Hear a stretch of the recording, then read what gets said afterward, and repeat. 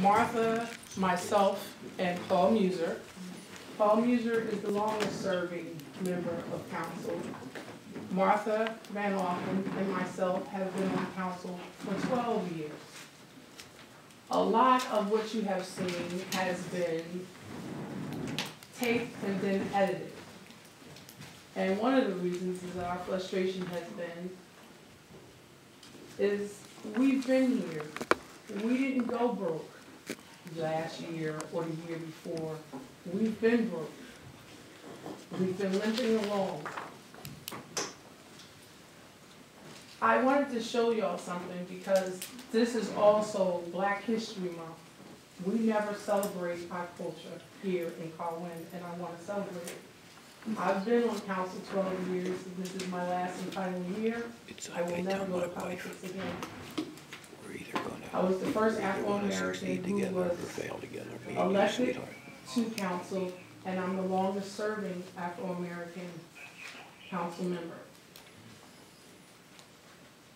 I have to agree with Ms. Muser. People need to go to class. That's one of the reasons we've been at each other's throats.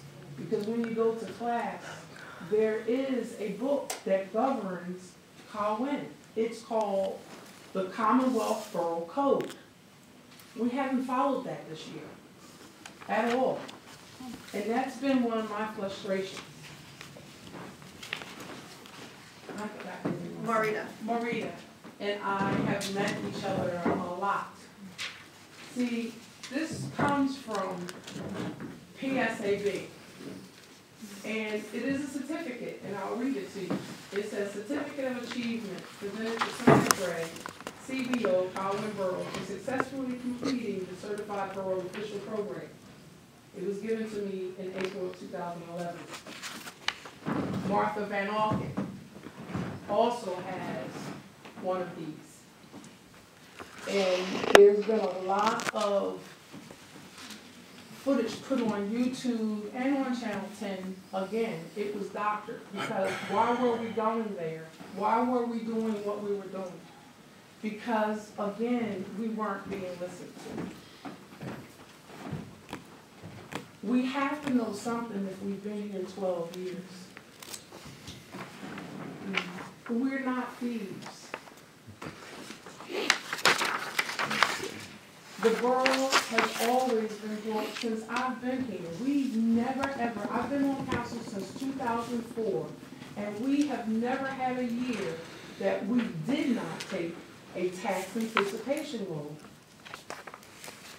We had a tax anticipation loan last year, 2014.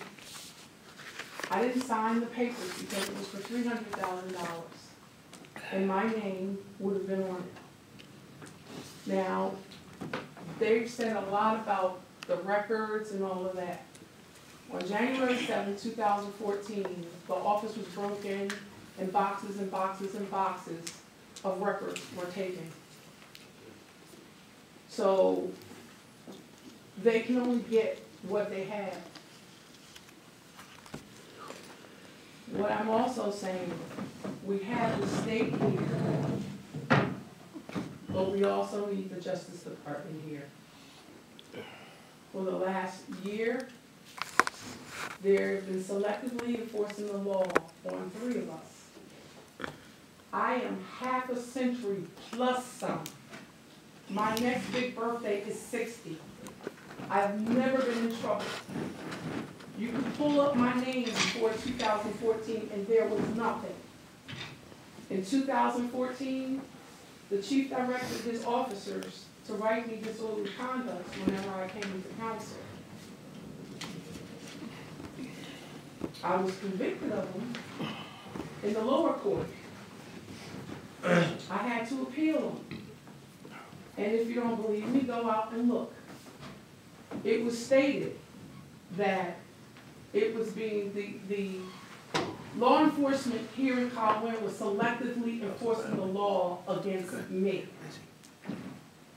Okay? Not only is it me, it's Patricia, her family, my family. It hasn't gotten to Martha's family yet. but it's gotten to Martha in a way that Martha has to have cameras around her house because her car gets vandalized. We need the Justice Department in here. Most of our bills went unpaid because in '09, we were told by the FOP and the Chief Association that they were going to break us. Martha Van Auken and myself are the last two members that are still on council that fired the chief. The reason I say that we need the Justice Department, I've been to the Justice Department once. So I already have an open case. But we need them back here because we are legislators. Whether you like us or not, we are legislators. Our constitutional rights have been violated. Our office was broken into. Our emails were broken into. Because if you go and look at all of the cases that we have had against us, look who has been suing us. When our emails were breached, they were given to the plaintiffs as a fair, unfair advantage. As the president of council for 5 years, our lawyer that was defending us said that he had to get a protective order for mine because of all of the client privileged information on these cases that was in my email. Not only was it breached, but just regular citizens was in it. Before 14, no one person in this borough had every job.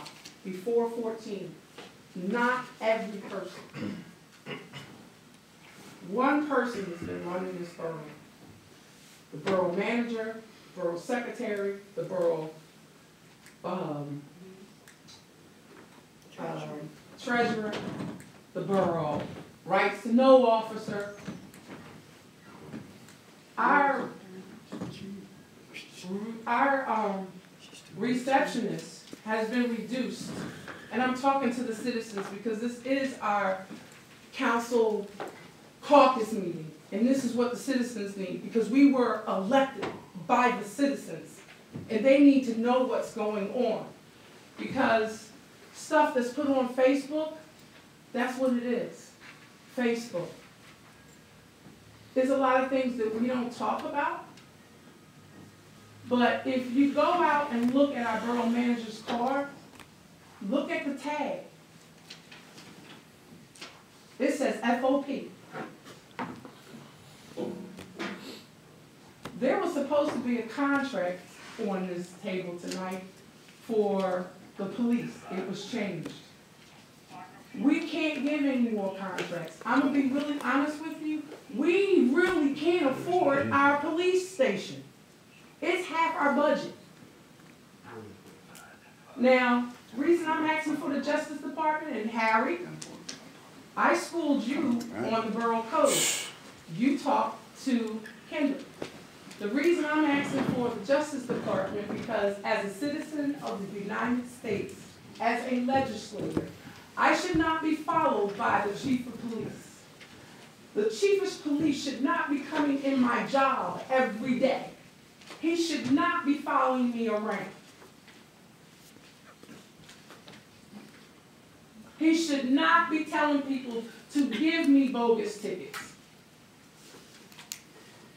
Again, we need the Justice Department in here because on the 7th, when Martha and my office was broke into, the people who broke into it should have been locked up. That didn't happen. Now, if we go in that office, we're told to get out of my office. The reason it was our office is because we had major, major lawsuits coming in.